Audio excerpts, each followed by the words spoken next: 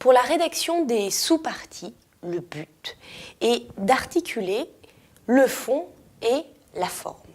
Alors, avant toute chose, je vais t'expliquer la différence entre le fond et la forme. Alors, qu'est-ce que c'est que le fond? Le fond, ou bien le sens, ou bien le message, c'est ce qui est dit. La forme, c'est le style de l'auteur, c'est la manière de le dire, ce message. Alors, un exemple concret. Par exemple, ton message serait « j'ai faim ». C'est un message simple. Pour ça, tu as plusieurs manières de faire passer ce message. Tu peux dire, par exemple, « je veux manger ». Donc là, tu es explicite. Ou bien, « ce poulet me fait envie ».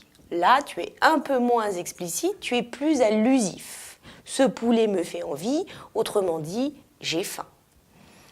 Ou alors, « mon ventre gargouille ». C'est une autre manière de faire passer ce même message. Ou bien, tout simplement, « il est midi ». Donc, ce même message, tout simple, brut, a plusieurs manières de se dire. Donc, évidemment, l'auteur a toujours un message à faire passer. Et pour ça, il a 1000 manières de le dire. Évidemment, l'écrivain ne choisit jamais une manière de dire, une forme au hasard.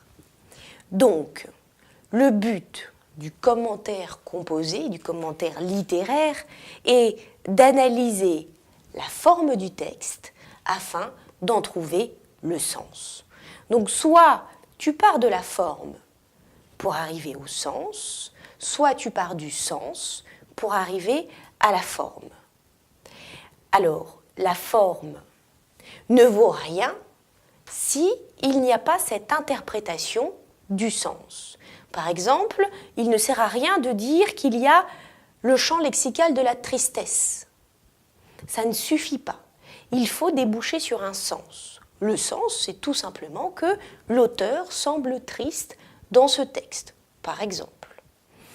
Donc, il faut sans cesse, pour la rédaction des sous-parties, faire des allers-retours entre la forme et le sens et la forme.